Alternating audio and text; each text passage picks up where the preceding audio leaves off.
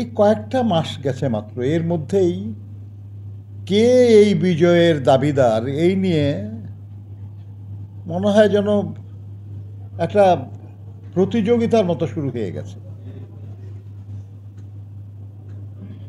এটা এত বড় একটা বিজয় যে আমরা সবাই মিলে কিন্তু এটা ভাগ করে নিলেও এক একজনের ভাগে অনেক বড় থাকবে। আর এটা এতই বড় বিজয় যে যদি কেউ জোর করে নিজের কাঁধে নিতে চান একা, কাঁধ ভেঙে যাবে। আমরা অনেক আগে একটা কবিতা পড়তাম, আপনাদের অনেকে মনে থাকতে পারে, যে রথযাত্রা লোকারণ্য মহা ধুমধাম, ভক্তেরা পথের পরে করিছে প্রণাম। এখন কাকে প্রণাম করতেছে? রথ ভাবে আমি দেব, পথ ভাবে আমি, মূর্তি ভাবে আমি দেব, হাসে অন্তর্যামী। তাহলে এখানেও রথও নিজেকে দেবতা ভাবতেছে, পথও ভাবতেছে নিজেকে দেবতা, মূর্তি ভাবতেছে সেই দেবতা, কিন্তু অন্তর্যামী হাসছে।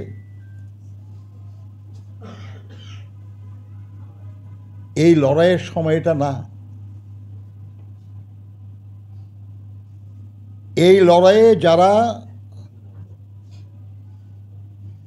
শহীদ হয়েছেন, শুধু সম্প্রতি না, এই গত 15 বছর ধরে যারা গুম হয়েছেন, যারা খুন হয়েছেন, যারা নানাভাবে নির্যাতিত হয়েছেন, হয়রানি হয়েছেন, এই বিজয়ে তাদেরও অংশগ্রহণ আছে। এই অতি সাম্প্রতিক আন্দোলনে যারা জীবন দিয়েছেন, এর মধ্যে ছাত্র আছে, শ্রমিক আছে, সাধারণ গ্রামের মানুষ আছে, নারী আছে, শিশুও আছে। এটা সর্বাত্মক আন্দোলন, একটা সর্বাত্মক লড়াই। এই লড়াইয়ের কৃতিত্ব একা কারো না। 15 বছর একসাথে লড়াই করেছি, তাদের লড়াই শেষ হয়ে যায়নি। ফ্যাসিস্ট হাসিনা সরকার পদত্যাগ করেছে, বিদায় নিয়েছে, কথা সত্য, কিন্তু আপনারা জানেন নতুন নতুন করে ষড়যন্ত্র করা হচ্ছে।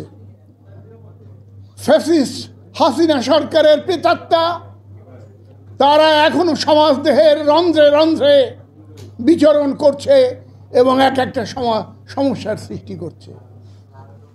আপনারা কি লক্ষ্য করেছেন কতগুলি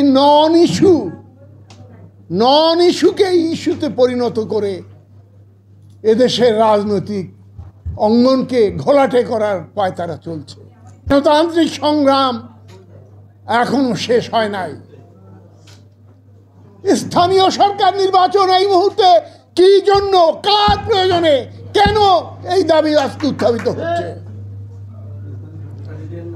এগুলি ষড়যন্ত্র, এগুলি দেশের গণতান্ত্রিক উত্তরণের পথকে বিঘ্নিত করার জন্য এক একটা নতুন নতুন আওয়াজ তুলে ধরা হচ্ছে প্রতিদিন। গতকালকে কলকাতায় বিদায়ী মার্কিন রাষ্ট্রদূত এরিক গার্সেটি, তিনি ভারতে আমেরিকান রাষ্ট্রদূত ছিলেন, ট্রান্সফার হয়ে গেছেন। বিদায় ভাষণে কলকাতায় তিনি কোন এক সাংবাদিকের প্রশ্নের উত্তরে বলেছেন যে বাংলাদেশের আসন্ন নির্বাচনে আমেরিকা এবং ভারত একসাথে মিলে কাজ করবে। কি আবদার! বাংলাদেশের নির্বাচনে কোন অধিকারে, কোন ক্ষমতায়, কোন নৈতিক কারণে তারা অংশগ্রহণ করবে, আমি এটা বুঝতে পারি না।